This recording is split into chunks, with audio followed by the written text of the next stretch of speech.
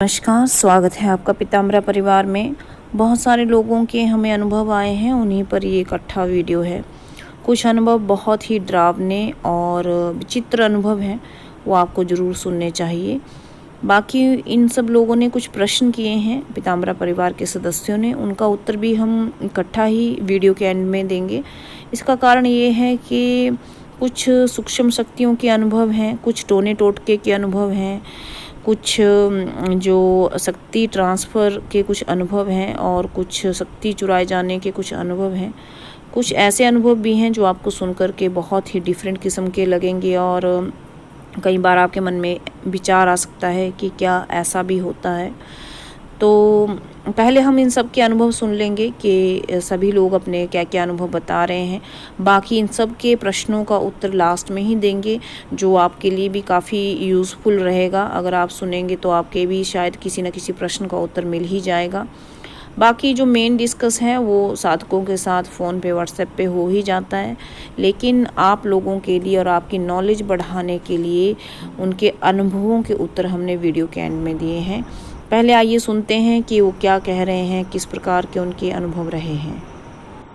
नमस्कार गुरु माँ के चरणों में मेरा कोटि कोटि नमन।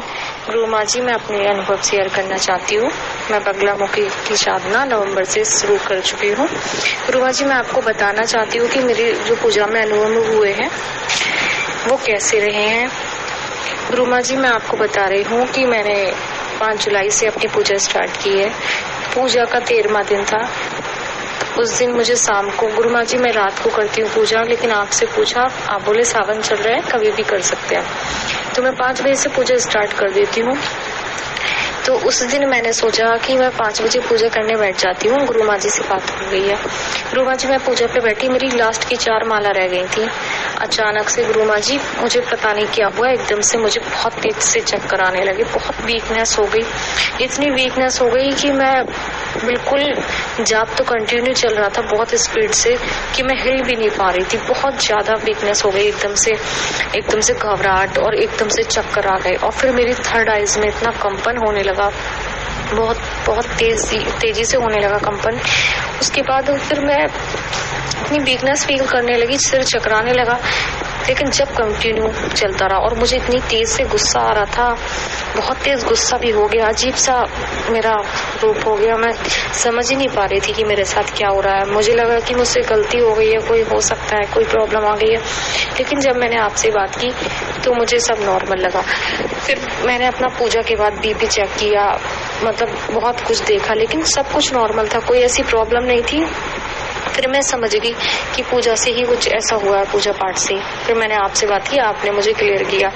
उसके बाद मैं, उसके 2-3 दिन बाद आपकी एक ऑडियो थी जिसमें प्रेत के बारे में बताया था कि प्रेत ने उस एक व्यक्ति को बहुत ज्यादा घुमाया, बार बार उसी जगह पर लाकर खड़ा कर देता और सामने आकर खड़ा हो गया, उससे बातें कर रहा था वो। फिर मैं वीडियो सुन रही थी, उसके बाद मुझे एकदम से अचानक से डर लगने लगा। मैं रात को सोने के बाद मुझे भी लगा कि सपने में मुझे किसी ने जकड़ लिया है और मैं बहुत परेशान हो गई। फिर उसके बाद मैंने रामचंद्र जी का, हनुमान जी का नाम लिया, मैं बच गई। मैं सोचने लगी कि मैं अब सुबह को गुरु माँ जी से बात करूंगी और उन्हें बताऊंगी कि मेरे साथ ये क्या हो रहा है, मेरी समस्या का हल करें। फिर उसके बाद मैं जैसे ही सोई, मुझे दिखा कि मैं और एक लड़की और है, लेडीज, हम दोनों कहीं जा रहे हैं और रास्ते में शंकर भगवान जी हैं।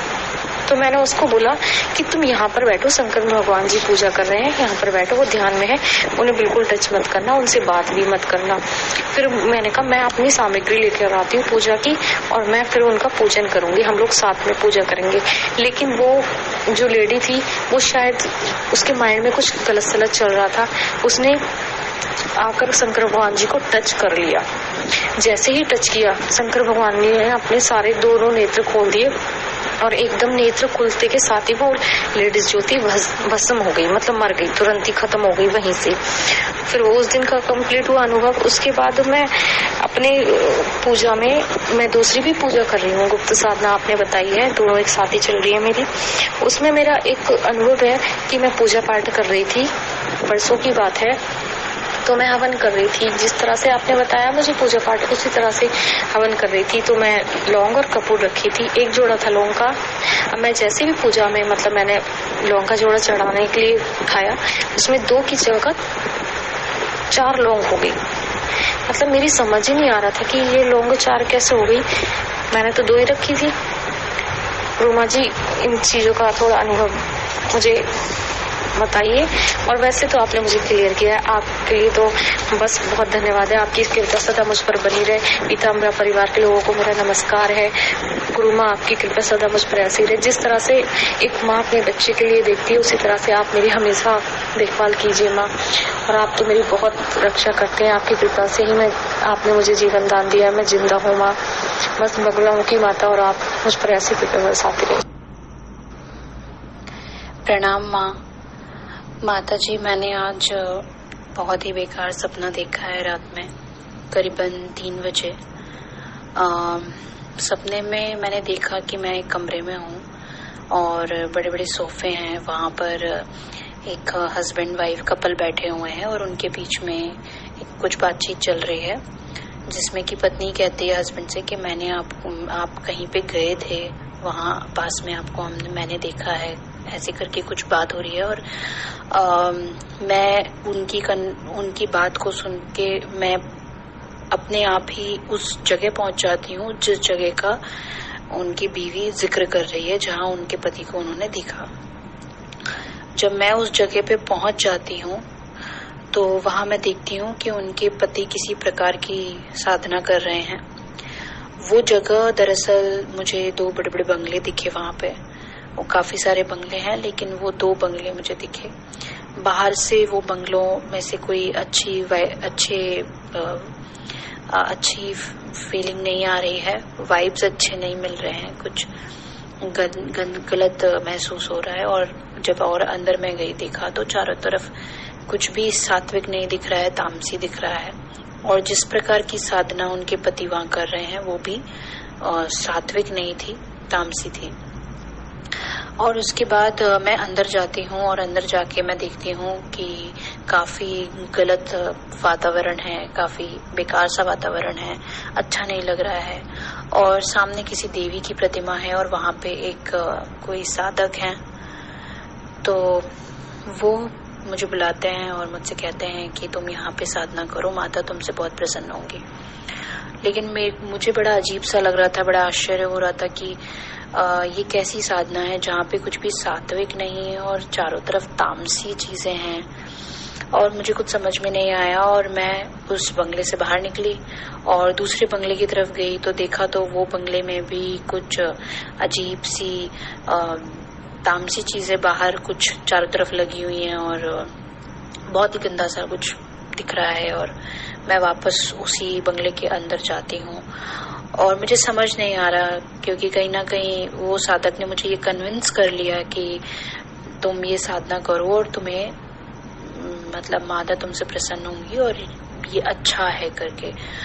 और लेकिन मेरा मन नहीं मान रहा है कि ये कैसे हो सकता है। और मैं मन ही मन माता से बोलती हूँ कि माता इस तरह की साधना मैं नहीं कर सकती, मुझे माफ करिए और मुझे ये साधना नहीं करनी। मैं आपकी बहुत अच्छी सात्विक साधना ही करना चाहती हूँ, चाहे उससे मुझे लाभ हो नहीं भी हो चलेगा, लेकिन मैं इस तरह की साधना नहीं करना चाहती हूँ। और मैं जब ये मन ही मन माता से ये बात कर रही हूँ तो जैसे कि वो साधक जो था वहां पे, जो आदमी था, और उस व्यक्ति ने मतलब जैसे मेरी बात को पता नहीं कैसे सुन लिया है और वो मेरे पास आता है। कुछ अजीब अजीब सी मतलब जो पता नहीं तामसी लोग शायद ऐसा कैसे जो करते हैं, चिल्लाना और पता नहीं कुछ पीटना और वैसा कुछ करने लगा। और उसके बाद वो आया मेरे नजदीक और उसने मेरी बाजू पे अपनी उंगली रखी। जैसे ही उसने मेरी बाजू पे अपनी उंगली रखी तो मेरी आंखें बंद हो गई और जैसे कि मैं किसी बवंडर में हूँ और बहुत गलत चीजें आसपास, इतनी डरावनी चीजें और इतनी गलत चीजें मुझे आसपास दिख रही हैं कि मैं बुरी तरह डर रही हूँ उस वक्त। और मैं जय माता दी, जय माता दी, जय माता दी, अपने आप मेरे मुंह से वो चीज निकल रही है। मैं जय माता दी कहने लगी और कुछ सेकंड्स तक मैंने इस तरीके से कहा। और उसके बाद जैसे कि फिर उसके बाद जब मुझे कुछ समझ नहीं आया तो मैंने अपने ईष्ट को याद किया। मैंने भोलेनाथ को जैसे ही आवाज लगाई, हे भोलेनाथ, तो वैसे ही शिवजी की पिंडी वहां सामने आ गई एकदम से साक्षात। और जैसे कि अब जो मैं आपको बताने जा रही हूँ वो जैसे कि एकदम चुटकियों में हो गया। सबसे पहले तो शंकर जी की पिंडी मेरे सामने आई जो साधक के जस्ट बगल में आके खड़ी हुई, और वैसे ही चुटकी में मैं वापस से उस स्वप्न से वही सोफे पे आके बैठ गई हूँ जहां से मेरा सपना शुरू होता है, जहां पे वो दोनों मियाँ बीवी आपस में बात कर रहे हैं।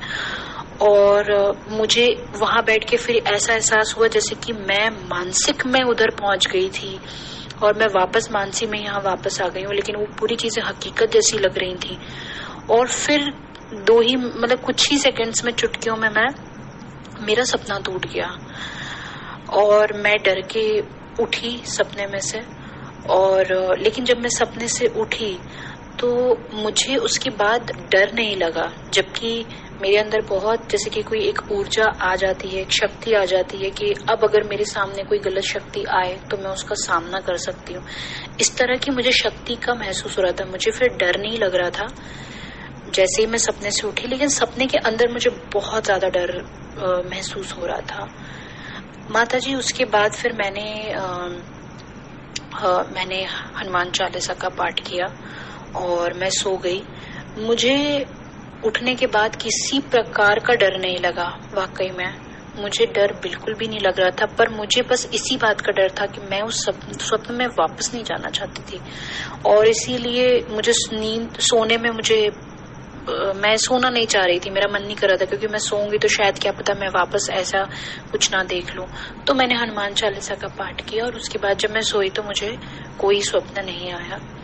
माता जी, बताना चाहती हूँ कि सोने से पहले मैंने 11 बार जो आपने मुझे गुरु मंत्र दिया हुआ है वो उसका जाप करके ही और सबको प्रणाम करके ही मैं सोई थी। और ये भी बताना चाहती हूँ माता जी कि मैंने जब से आपसे गुरु मंत्र लिया है तो क्योंकि मुझे जानकारी नहीं थी, मैंने कुछ नियमों का शायद पालन नहीं किया था क्योंकि मुझे उस बारे में पता नहीं था। लेकिन मैंने कल ही आपका वीडियो देखा था जिसमें आपने बताया था कि मानसिक तौर से भी आपको बहुत ही शुद्ध होना पड़ेगा, कुछ गलत विचार मन में नहीं लाने हैं, जिससे कि आपकी जो ऊर्जा है वो किसी प्रकार से चली जाए। जो आप मंत्र जप से ऊर्जा लाते हैं, जो ऊर्जा मिलती है हमको मंत्र जप से, तो मैंने आज उस चीज का बहुत ही स्ट्रिक्टली उस चीज को फॉलो किया था। जो मेरे से गलतियां हुई थी उसको मैंने कल सुधारा था, मतलब कल से मैंने वो शुरू किया था। और मैंने किसी प्रकार का अपने दिमाग में गलत विचार नहीं लाए। मैंने ऐसी कोई चीज, मोबाइल में भी जैसे हम वीडियो देखते हैं कई बार हमारे दिमाग में कुछ गलत विचार आ जाते हैं, और मैंने उस चीज का बिल्कुल ही मतलब कि उस चीज को मैंने नहीं देखा और ना ही मैंने कुछ गलत मन में विचार लाए। और मैंने सिर्फ और सिर्फ अच्छे विचार और अच्छे विचारों के साथ और अपना मंत्र जप करके और अच्छे से मैं अपना कल सोई थी।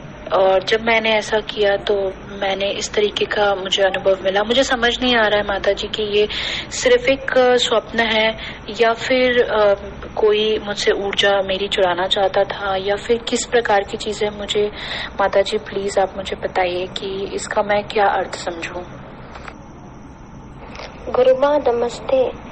मैंने आपको शायद याद होगा, मैंने अभी तक दीक्षा नहीं दी।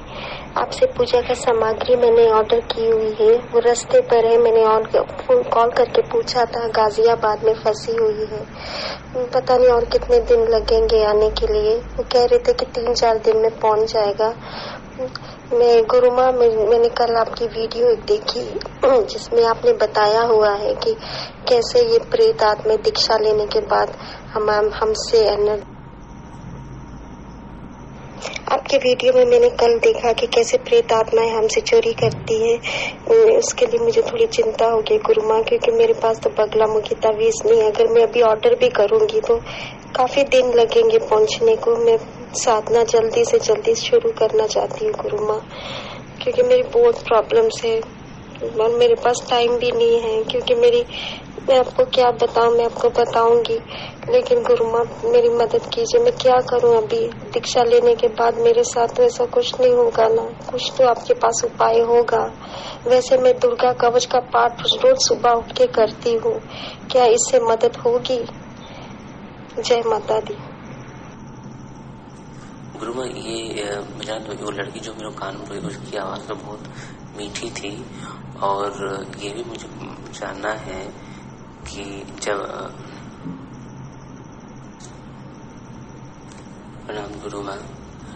गुरु माँ, मैंने आपसे दीक्षा ली थी, इसी मैंने ज़्यादा दिन नहीं हुए, 2 हफ्ते ही हुए आई थिंक।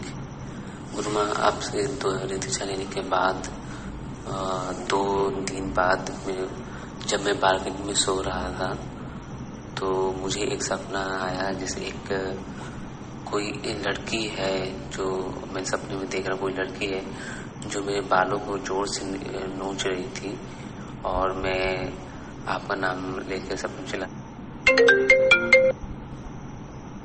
रहा था, गुरु माँ बचाओ।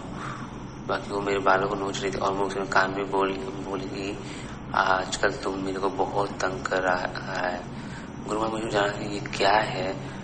जब वो बाल नोच रही थी तो मैंने आपको याद कर रहा था सपने में ही बार बार।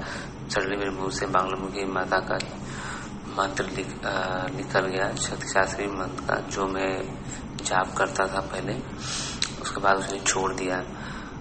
माँ, मेरे को बताइएगा कि क्या है, ये कौन सी शक्ति थी जो मेरे को परेशान करने आई थी, और क्यों ये बोल रही थी आजकल तुम मेरे को बहुत परेशान कर रहा है। आपने जो मंत्र दिया है मेरे को भगवान विष्णु साधना के लिए, वो मैं कभी कभी 1 माला 2 माला कभी 11 माला मैं जाप करता हूँ, क्योंकि मेरी सामग्री अभी आई नहीं। मेरे पास एक चंदन की माला है लाल कलर की, मैं उसी से जाप कर लेता हूँ, नहीं तो कभी ऐसे ही जाप कर लेता हूँ। प्रणाम गुरु माँ, इसके बारे में जरूर बताइएगा। गुरु माँ, ये मैं जानता हूँ वो लड़की जो मेरे कान में बोली उसकी आवाज़ तो बहुत मीठी थी, और ये भी मुझे जानना है कि जब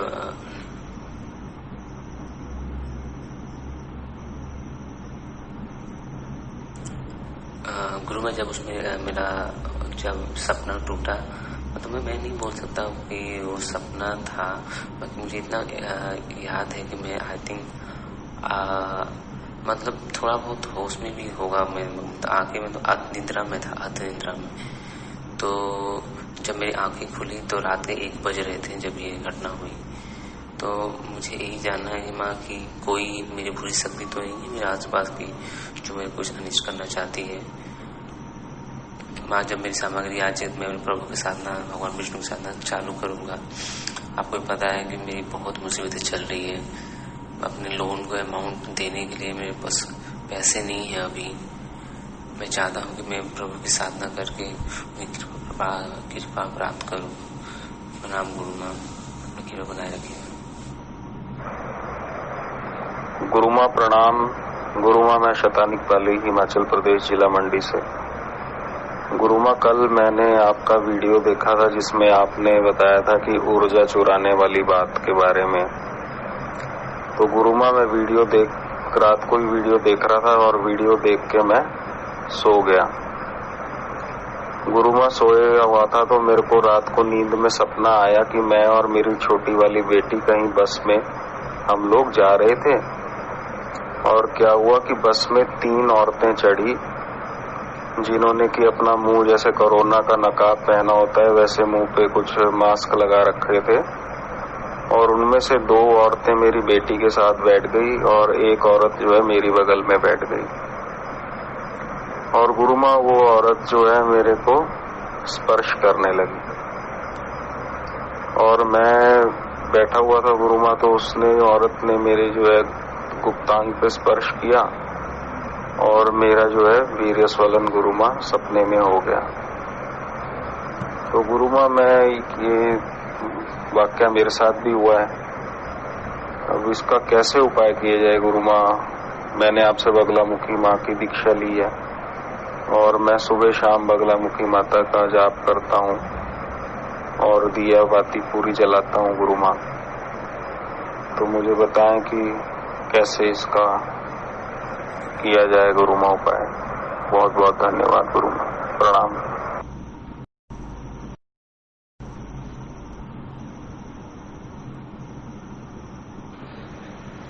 प्रणाम माँ। माता जी, मैंने आज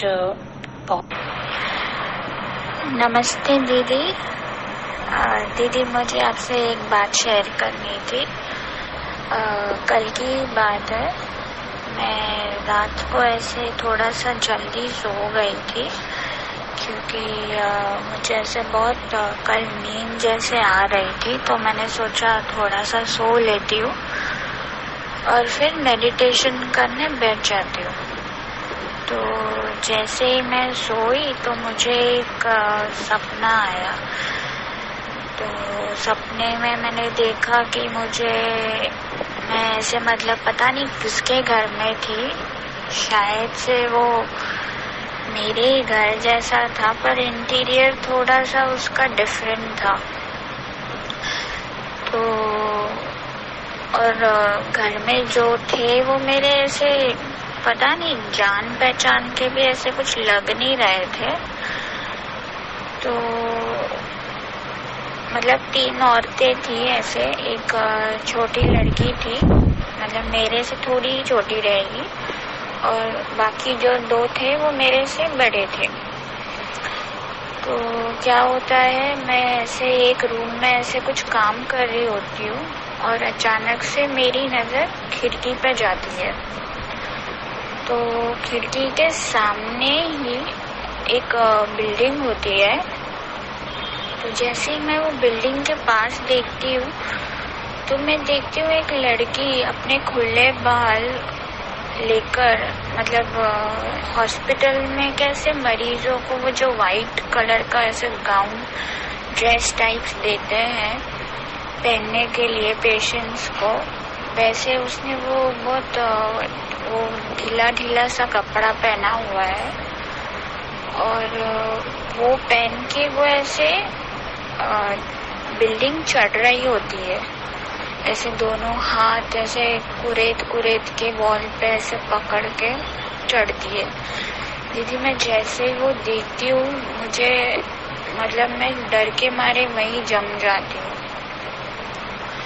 और वो धीरे धीरे चढ़ के ऐसे जाती है और मैं उधर डर के मारे जम जाती हूँ और तब तक वो खड़ी होके चढ़ के टेरेस पे खड़ी होके मेरे को वहीं से देख के बोलती है, क्या देख रही है, कभी देखा नहीं है क्या किसी को ऐसे चढ़ते हुए।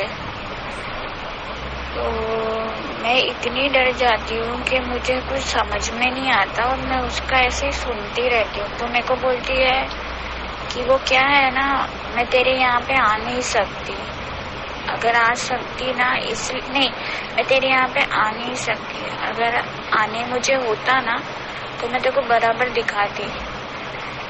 जब वो ऐसे बोलती है ना दीदी, मैं सच बताऊँ मुझे तो सपने में ही चक्कर जैसे आने लग जाते हैं और मैं तो भी। और ताज्जुब की बात तो ये है कि मुझे मेरे आराध्य का नाम भी याद नहीं आता है कभी डर के मारे, और ना मुझे मैं कौन सा हमेशा मानसिक जाप करती रहती हूँ वो भी मुझे याद नहीं आता रहता है।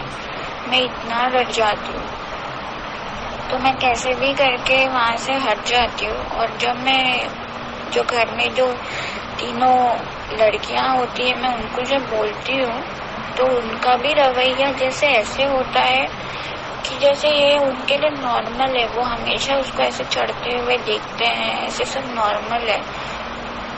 तो जब मैं ऐसे किचन में उनको जाती हूँ बोलने कि तुम लोग ने देखा वो, तो क्या होता है कि एक जो खाना बना रही होती है और एक जो ऐसे कुछ भांडी घास रही होती है, उनकी तो हरकतें देख के मुझे तो और शौक लग जाता है कि दोनों प्लेटफॉर्म पे खड़ी होके एक खाने में मसाला डाल रही है और वो जो बेसिन के पास में खड़े होके उसके ऊपर खड़े होके भांडी घस रही है। जब मैं ये देखती हूँ तो मुझे लगता है तो ये भी मतलब कुछ अलग ही बर्ताव कर रही है, नॉर्मल बर्ताव नहीं है। तीसरी वाली मुझे बोलती है, तीसरी लड़की बड़ी वाली बोलती है ये सब नॉर्मल है, तू जा, तू ध्यान मत दे, वो चढ़ रही है ना, तू ध्यान मत दे, तू जा अपना काम कर, ऐसे बोल के मैं निकल लेती हूँ। और जब मैं वापस से उस लड़की को देखने जाती हूँ तो वो क्या करती है, वो यहाँ से वहाँ एक बिल्डिंग से दूसरे बिल्डिंग में ऐसे कूदते रहती है। और जब दूसरे बिल्डिंग में कूदना होता है उसका, तो वो मुझे देख के जानबूझ के कूद देती है। और दीदी सच बताऊँ तो उसके जब वो मेरे पास देख के ऐसे कूदती है ना, तब मैं बहुत डर जाती हूँ और मेरी तब आंखें खुल जाती है और मैं बहुत डर के मारे, मुझे कुछ समझ में नहीं आता, मेरा ना सर दर्द, एक्चुअल में रियलिटी में मेरा सर बहुत दर्द करने लग जाता है। और मैं फिर ऐसे उठ जाती हूँ दीदी, और मेरा मतलब मुझे समझ में नहीं आया कि ये मैंने क्या देख लिया अचानक से। और बहुत ही काफ़ी डरावना था, क्योंकि वो जब चढ़ती है बिल्डिंग में ऐसे धीरे धीरे करके, तब वो मुझे, उसको पता होता है कि मैं उसको देख रही हूँ, इसलिए वो मुझे पूछती है चढ़ने के बाद टेरेस के ऊपर बैठ के कि क्या देख रही हो। तो वो हुआ दीदी। फिर मैं सो गई। जब मैं सो गई तो मुझे आज अच्छा सपना आया। मैंने माता से सोने से पहले ही कहा था कि माँ मुझे कुछ अच्छा सपना दिखाना आप। ये सपना ऐसे क्यों आया मुझे नहीं पता, इसका क्या अर्थ है। तो आज का सपना ये था कि दीदी मैं पता नहीं कौन अचानक से सपने में मुझसे बात करने लगा और मुझे कहने लगा कि तू क्यों चिंता करती है, मैं हूं ना तेरे साथ, कोई तुझे कुछ नहीं कर सकता। तो मैं बोलती हूँ आप कौन हो? तो बोलती है, वो कहती है कि माता तारा है ना, तेरी रक्षा करेंगी, इतना चिंता नहीं करना, कोई तुझे कुछ नहीं कर सकता। और भी कुछ वो बोलती है दीदी, पर मुझे अभी याद नहीं आ रहा। मैंने सोच के तो रखा था कि मैं सब याद करके आपको बता दूंगी, पर मुझे नहीं याद आ रहा। और भी वो अच्छी अच्छी बातें करती है मुझसे। आप दीदी प्लीज मुझे ये सपने का क्या अर्थ था मुझे प्लीज बताइएगा, क्योंकि मैं पहले तो ये भूत का सपना देख के डर गई बहुत। और माता से प्रार्थना करके ही मैं सोई थी। फिर माता ने, पता नहीं माता ही बात कर रही थी या कोई और कर रहा था। तो दीदी मैं कभी तारा माता को भजती नहीं हूँ, मैंने कभी उनकी कोई सेवा नहीं करी। हाँ, कभी फोटो आया सामने तो मैं अपना सर झुकाती हूँ उनके आशीर्वाद के लिए। फिर ऐसे मैंने खास करके ऐसे कोई कुछ सेवा उनकी नहीं की है। तो माता तारा मेरी कैसी रक्षा कर रही है आप मुझे प्लीज बताइएगा दीदी, धन्यवाद। प्रणाम गुरु माँ, मुझे कुछ बात नहीं थी। कुछ दिन से 3 या 4 दिन के पहले मेरे जो काम वाली थी वो आई थी। वो कुछ देर बैठी, बात करी, फिर चाय पी, फिर वो चली गई। जब से वो काम वाली मतलब वो पूरा नहीं हो चुकी है, वो नहीं, अब नहीं आ रही है। वो जब से आई थी चली गई, तब से मेरे साधना में कुछ मतलब गड़बड़ हो रहा है। मतलब मुझे नेगेटिव विचार आना, फिर जाप करने वक्त नींद आ जाना, इसे हो रहा है। और एक बात गुरु माँ, जब वो आई थी और मैंने उसे कुछ भी नहीं पूछा था, वो खुद ही बता रही है कि यहाँ पे आसपास शायद ये हमारे बिल्डिंग के पास बस्ती चौल रहते हैं ना, उसके आसपास एक शक्ति घूमती है, इधर से उधर, यहाँ वहाँ, ऐसे ऐसे खुद ही बोल रही थी। मैंने उसे नहीं पूछा था, फिर भी वो मुझे बता रही थी। तो मैंने बोला हाँ वो घूम रहे थे, कहाँ उसका जाना, वो घूमेगा। फिर वो शायद क्यों बता रहे थे मुझे ये सब मुझे कुछ ठीक नहीं लगा। फिर मैंने जब साधना स्टार्ट की थी तो कुत्ते बिल्ली इतना जोर जोर से मतलब गुस्से से रो रहे थे। उसके 2-3 दिन बाद वो मेरे काम वाली आई थी और वो बात करके चले गए। उसके बाद ही मेरा सब गड़बड़ हो जाना शुरू हो गया। हाँ, और मेरे पति जब सपना कर रहे थे उसके साथ भी यही हुआ। वो काम वाले आएगी, उस वक्त वो काम कर रहे थे, अभी काम नहीं कर रहा है, फिर भी पता नहीं क्यों चले आई थी। लेकिन उस वक्त वो मेरे पति जब साधना कर रहे थे उस वक्त वो आ रही थी, काम करके जा रही थी। मेरे पति का हमेशा साधना में खंडित हो जाता था, मन नहीं लगना, खंडित हो जाना। ऐसा तो नहीं होगा गुरु माँ, लेकिन ऐसा हमेशा होता था। गुरु माँ, हम इतने परेशान में हैं, इतने परेशानी में हैं। वो मेरे पति का जब से सस्पेंड कर दिए हैं, मेरे 2 बच्चे हैं, पढ़ाई कर रहे हैं और हमेशा प्रॉब्लम है। तो हम इतने प्रॉब्लम में रहकर भी क्यों हम नहीं जाएंगे? क्या हम सोने के लिए साधना करने बैठते हैं गुरु माँ? ये तो नहीं है ना। फिर वो लेडी जब आएगी, मुझे वो पहले से ही पता नहीं क्यों उसे मुझे गलत लगता है, फिर भी वो हमेशा चली आती है। मेरी एक छोटी सी बच्ची है, उसे देखने की बहाने हमेशा चली आती है। वो जब आती है, आकर चली जाती है, हमेशा गड़बड़ हो जाता है। पता नहीं गुरु माँ, ये सब क्या है? मुझे डर लग रहा है। अगर मेरे साधना में कुछ उल्टा पुल्टा हो रहा है तो मुझे प्लीज सुरक्षा घेरा के, सुरक्षा कवच के बारे में मुझे बताइए गुरु माँ, कि मैं साधना अच्छे से कंप्लीट कर पाऊँ।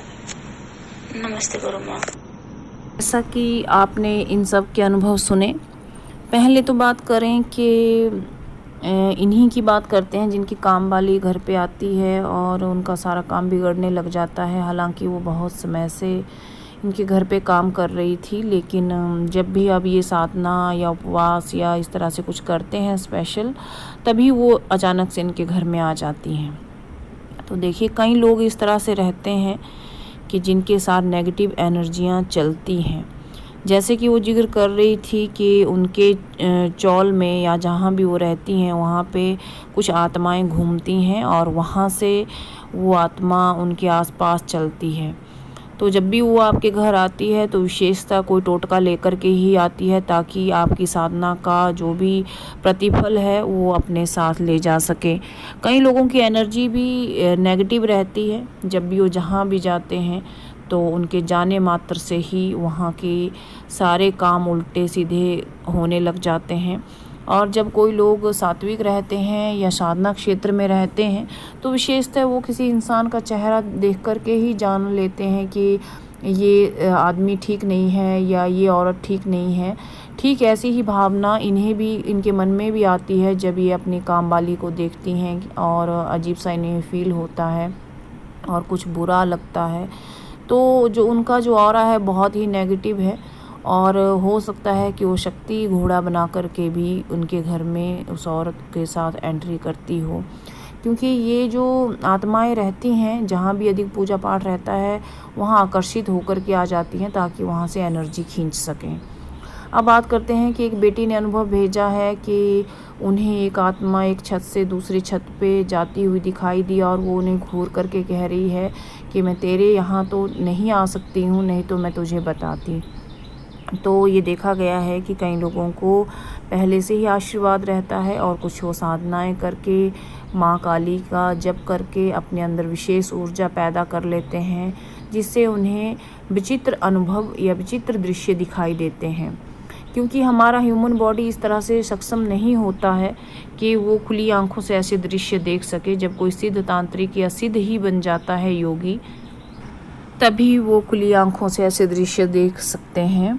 बाकी एक पीताम्बरा परिवार से जुड़ी हुई साधिका हैं, उन्होंने सिर्फ दीक्षा ली है, अभी उनका सामग्री पहुंची नहीं है, लेकिन उन्होंने एक दुस्वप्न देखा है और वो बता रही हैं कि किस प्रकार वो एक दुस्वप्न के माध्यम से ही अपने एक ऐसे तांत्रिक अनुष्ठान में पहुंच गई जहां पर तामसिक क्रियाएं की जा रही थी। तो अभी कुछ दिनों पहले ही हमने एक वीडियो डाला था, उसका ठीक से टाइटल तो याद नहीं है, कि 200 या 300 वर्ष पहले एक तांत्रिक अनुष्ठान हर अमावस्या की रात को जो है फिर से घटित होता है और वो हर अमावस्या को ऐसा वहाँ पे वो अनुष्ठान होता हुआ नज़र आता है। लेकिन कुछ एक लोगों को जो कि सिद्ध है, योगी हैं, तो सेम घटना इन्होंने भी देखी है। वो कैसे देखी है हम आपको बता दें कि जो हमारा जो वातावरण है, जो हम इस समाज में रहते हैं, एक तो ये है जो हम खुली आंखों से देख रहे हैं, चल रहे हैं, खा रहे हैं, पी रहे हैं, लेकिन इसी स्थान पर हज़ारों साल पहले भी कोई रहता था, आज भी हम रह रहे हैं, हमसे पहले भी कोई रहता था, हमारे बाद भी कोई रहेगा। तो उस स्थान पे जब कोई तांत्रिक अनुष्ठान या तामसिक क्रिया की जाती है तो वो समय सीमा से परे जा कर के वो चीज़ें लगातार घटती हैं हर उस दिन जिस दिन वो तांत्रिक अनुष्ठान किया गया होता है। ये थोड़ा सा साधारण लोगों की समझ का विषय नहीं है, लेकिन फिर भी हम आपको समझाने का प्रयास कर रहे हैं कि जब वो घटनाएं घटित होती हैं तो कुछ लोग होते हैं जैसे जो अच्छे गुरु के साथ जुड़ जाते हैं या कहीं अच्छा गुरु उनको मिल जाता है या पीताम्बरा परिवार के साथ जुड़ जाते हैं, तो उनकी जो पुरानी जो एनर्जी है वो भी एक्टिवेट हो जाती है। कैसे कि मान लो उन्होंने पिछले जन्म या किसी भी जन्म कोई साधना या तंत्र साधना की रहती है, या वो इस किसी सूक्ष्म शक्ति से रूबरू होने के पहले से ही लायक रहते हैं, या एनर्जी उनसे पहले से ही कोई संबंध स्थापित कर सकती है, कोई संपर्क कर सकती है, तो वो सक्षम हो जाते हैं किस तरह से, इस तरह के कोई भी तांत्रिक अनुष्ठान देखने में, जो चाहे आज से हज़ारों वर्ष पहले शुरू हुआ है या शुरू हो चुका था, या 200 वर्ष पहले किसी ने किया था या 20 वर्ष पहले किसी ने किया था, क्योंकि जो ऊर्जा है वो कभी नष्ट नहीं होती है। मान लो आपने कोई अनुष्ठान संपन्न किया, तो जो उस अनुष्ठान की जो ऊर्जा है वो कभी नष्ट नहीं होगी। यदि आपने तांत्रिक अनुष्ठान किया तो ऊर्जा वहीं घूमेगी, अगर आपने सात्विक अनुष्ठान किया तो भी वो ऊर्जा वहीं घूमेगी। तभी तो कहा जाता है कि किसी स्थान पे हम जाते हैं, वहाँ पे हमें नेगेटिव फील होता है, बुरा बुरा लगता है, कहीं पर हमें बहुत अच्छा लगता है, वो उस वातावरण पर निर्भर करता है। और एक क्या होता है कि जब हमें हमारी जो दिव्य शक्तियां हैं, जब हमारी आत्मा मजबूत हो जाती है, चाहे हम जप कर रहे हैं, दीक्षा लेके हैं, या जब हमें योग्य गुरु मिल जाते हैं, तो जो हमारी शक्तियां जो हैं, जो सोई हुई हैं, जिन्हें आत्मिक शक्तियां कहते हैं, उसमें इंसान सक्षम हो जाता है। लेकिन जो हमारा भौतिक जो शरीर है, जो हमारा बॉडी है, वो तो सक्षम नहीं हो पाता, साधारण आँखों से हम नहीं देख पाते हैं, लेकिन हम इन्हें अर्धचेतन अवस्था में या स्वप्नों के माध्यम से उस समय देख पाते हैं जब हमारा बॉडी बिल्कुल शांत रहता है, लेकिन हमारी वो सूक्ष्म शक्तियाँ जब एक्टिवेट रहती हैं। किस इंसान में कितनी क्षमता है ये कहा नहीं जा सकता। अगर हम साधारण दिखने में हो सकते हैं, आप साधारण दिखने में हो सकते हैं, लेकिन आपके शरीर के अंदर कितनी संभावनाएं छिपी हुई हैं ये कोई नहीं कह सकता है। सिर्फ उन संभावनाओं को जगाया जा सकता है। आप भी सिद्ध योगी बन सकते हैं, आप भी सिद्ध तांत्रिक बन सकते हैं, आप भी अनेक तरह के अनुष्ठान कर सकते हैं, बशर्ते अगर आप अपनी शक्तियों को पहचान जाएं, या आपकी जो गुरु है वो आपकी संभावनाओं को जान जाए। तो इस तरह के जो तांत्रिक अनुष्ठान हैं, जब भी वो कभी भी कहीं पर भी घटित हों, वो आप देख पाते हैं, लेकिन भौतिक शरीर से नहीं, सूक्ष्म शरीर से। एक बेटी है, उन्होंने प्रश्न किया है कि उन्होंने कभी माँ तारा का अनुष्ठान नहीं किया, लेकिन जो एक प्रेत लीला जब वो देख रही थी एक अर्धचेतन अवस्था में, तो उस प्रेत ने या दुरात्मा ने उससे कहा कि मैं तेरे यहाँ आ नहीं सकती, लेकिन नहीं तो मैं आ जाती तो तुझे बताती। तो उन्होंने कहा कि माँ तारा ने स्वयं कहा कि वो उनकी रक्षा कर रही हैं, तो ऐसा क्यों? देखिए, वो बेशक माँ तारा की साधना उन्होंने ना की हो, माँ तारा जब उन्होंने ना किया हो, लेकिन आप महाकाली की बहुत बड़ी भक्त हैं और माँ काली आपको बहुत प्रिय है। तो जो माँ काली है वही माँ तारा है, जो माँ तारा है वही माँ काली है, वही उनका एक स्वरूप है। ऐसा नहीं है कि आप माँ काली को प्रेम कर रही हैं तो माँ तारा आपकी रक्षा नहीं कर सकती, नहीं, ऐसा नहीं है। माँ तारा स्वयं माँ काली हैं। तो चाहे माँ काली आपकी रक्षा कर रही हैं, चाहे माँ तारा स्वयं कर रही हैं, ये आपके पूर्व जन्मों का ही प्रताप है। और एक और बात ब्रह्मचर्य विखंडित होने की और बहुत सारे आसपास सूक्ष्म घटनाएं घटित होने की, और कहा गया है कि उनका जो एनर्जी है वो चुरा भी लिया गया है, ऐसे भी अनुभव इस वीडियोज़ में हैं। तो देखिए, आपको बजरोली मुद्रा का अभ्यास करना चाहिए, प्राणायाम का अभ्यास करना चाहिए, या आप सिद्ध बगलामुखी ताबीज़ पहन सकते हैं, कवच पाठ कर सकते हैं। चाहे दुर्गा जी का कवच आप पाठ कर रहे हैं तब भी आपकी रक्षा होगी, आपकी जो ऊर्जा है वो बच जाएगी। या माँ बगलामुखी कवच पाठ आप कर सकते हैं, हनुमान चालीसा आप पाठ कर सकते हैं। लेकिन यदि फिर भी आपकी रक्षा यदि नहीं हो पा रही है तो आप सहस्त्र नाम पाठ कीजिए, माँ बगलामुखी का सहस्त्र नाम आप पाठ कीजिए, इससे आपकी रक्षा होगी। या अपने गुरु से कोई सिद्ध ताबीज़ आप पहन लीजिए, इससे भी आपकी रक्षा होगी। नहीं तो बगलामुखी सहस्त्र नाम पाठ आपके लिए उपयुक्त है। और बजरोली मुद्रा का अभ्यास करते रहिए। जब भी सोएं सचेत होकर के सोएं, पानी का लोटा बगल में रख कर के सोएं अपने बिस्तर के पास, और जब भी सोएं अपने गुरु को, अपने इष्ट को याद करके सोएं। देखिए, हमारे पास ऐसे बहुत से सूक्ष्म लोग हैं, शायद कुछ लोगों को समझाना मुश्किल है, क्योंकि कई लोग सिर्फ अपनी बुद्धि का प्रयोग करते हैं। हमारी बुद्धि की एक सीमा है, उससे आगे नहीं सोच सकती बुद्धि। कारण किसी की बुद्धि ज़्यादा काम करती है, किसी की कम काम करती है, कोई मोटी बुद्धि का है, कोई इंटेलिजेंट है, वो भी अगर छोड़ दिया जाए तो हमारा जो बुद्धि है उसका एक लिमिट है, वो वहीं तक सोच सकती है। हमारे माइंड की सोचने की एक लिमिट है, लेकिन जो हमारी आत्मा है वो सर्वत्र है, उसका कोई लिमिट नहीं है। हमारा जो आत्मा है वो इस पूरे ब्रह्मांड से है, और जो ब्रह्मांड है वही आत्मा से है। तो जहाँ तक आपका सोच भी नहीं पहुँच सकती, वहाँ आपकी आत्मा पहुँच सकती है। सोच कहाँ तक जाएगी? घर परिवार तक, उससे बाहर तक, या कुछ कहीं देख लिया वहीं तक, या सोच लिया वहीं तक। लेकिन जो आपकी आत्मा है वो शुद्ध है, कभी भी कहीं पर भी वो जा सकती है। तभी तो आप कई बार ऐसा सुनते हैं, पढ़ते हैं, कहीं देखते हैं कि सिद्ध योगी आप अपनी आत्मिक शक्तियों से या अपनी सूक्ष्म शक्तियों से कई किलोमीटर, कई हज़ार किलोमीटर की यात्रा कर लेते हैं। किसी से भी जो है अपना संपर्क स्थापित कर लेते हैं। क्यों?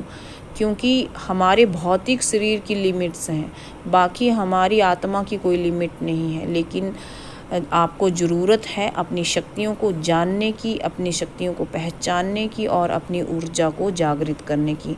अगर आप सभी को यह वीडियो अच्छा लगा हो तो लाइक और शेयर कीजिए। नमस्कार।